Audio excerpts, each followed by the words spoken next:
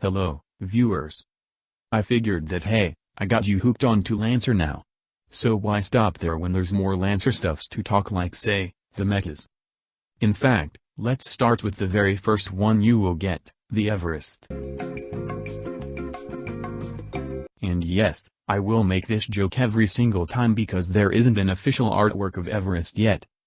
Or maybe there will never be one forever. Just assume that you are playing a game of Who's That Mecha, except the answer will always be Everest and it will look like any mech you want. Now, Everest.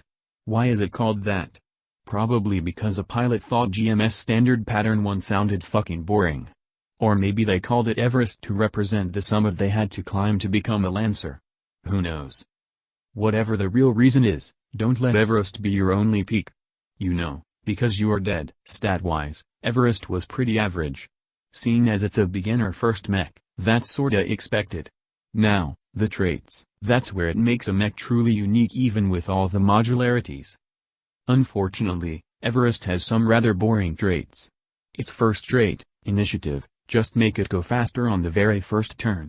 Its second trait, replaceable parts, make it costs less to repair structure damage. Fortunately, Everest still has 3 weapon mounts, 1 flex, 1 main and 1 heavy for tons of firepower. 6 space system points, which will also increase as you leveled up, gives a decent amount of space for systems and mods. Besides that, Everest has one last trick, the core power system. Core power system is basically the superpower mode for a mech and Lancer, but you only get 1 charge per mission, so using them wisely would be advised. And the Everest's core power? You go even faster. Seriously, if the Everest gets any more faster, it's gonna get renamed to Olympus Monday. Of course, when you become a Lancer, you won't only get your mech. You get guns. Guns generously donated by GMS so you can be a problem solver by the ways of ballistic, laser and missiles. Here's a list of weapons that will be accompanying you forever. Some of them might feel generic, like say, anti-material rifle, assault rifle, heavy machine gun, pistol, RPG and shotgun, while others feel a bit more futuristic like charged blade, drone nexus hunter killer, progressive knife, and thermal lance. While all these weapons might seem boring to you with all the crazy shits you will get later, all 21 of these weapons, from the accurate anti-material rifle, the reliable assault rifle, to the are all perfectly viable no matter what license level you are playing at. Aside from guns, GMS provides with loads of systems and mods to customize your Everest. First, I had to say it straight. Manipulators and even module are basically things you can ignore because outside of specific situations, they are entirely useless.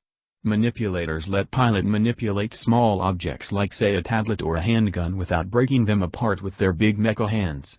EVA module instead helps with moving in space or underwater. They cost cheap in system point for a reason. Next, personalization. Want to personalize your mech with a simple modification? With +2 health point bonus? This mod is perfect for you. Want a quad-legged mech? You got it. Need a leather seat made from an extinct animal? No problem. Want anime titties on your mech? Go see a doctor. The cosmetic modification you gain from this mod is just that, cosmetic, but with some good convincing. Maybe your GM will give you some leeways in terms of bonus for some skill checks. Stable structure. Makes your mech more stable. Companion or concierge class dummy plug is a very primitive form of an self-autonomous control system. It can talk to you, has a personality of its own, but in reality, it has no free will, incapable of taking action on its own, and is basically nothing more than an obedient chunk of silicon. Other than defending itself, it has to listen to you for every steps. But it's still convenient that your mech can still engage enemies while you aren't even in the cockpit. It also has the bonus of not being capable of being unshackled and went absolutely batshit crazy. For defensive options, GMS have you covered with GMS Shield Type 1 and GMS Pattern A Jericho deployable cover, literally. GMS Shield Type 1 protects you from attacks by a singular enemy, but you will also suffer inaccuracy when attacking back at them, while Jericho deployable cover gives you a convenient chest-height cover no matter where you are, even in an open plane. GMS Pattern A filter smoke charges and Pattern B hex charges are both capable of being deployed in either grenade and mine modes, allowing for great tactical flexibility. Use smoke charges if you want some covers or just wanna go ninja vanish, and use hex charges if you want to Michael Bay people up. You wanna fly? GMS got you covered too. GMS burst jump jet system let you jump over towering obstacle or onto building, while GMS Type 1 flight system lets you literally fly, at the cost of immense heat that might melt your mech apart if you aren't careful with your heat management. With all the weapons and systems, even right out of the gate, your Everest will be a powerful machine. But, I know what you are thinking. Is Everest boring? Maybe. It's basically a mech made entirely for Greenhorn to make sure they don't fuck up and die on their very first mission. But does it make the Everest inferior to other mechas? Hell no. Everest might look boring with its stats, traits and even core power, but it is still perfectly viable no matter what license level and mission you are having. In fact, thanks to its all-rounder stat, it's good at everything. Gunner? Fighter? Drinner? Hacker? All of the above at once? No problem.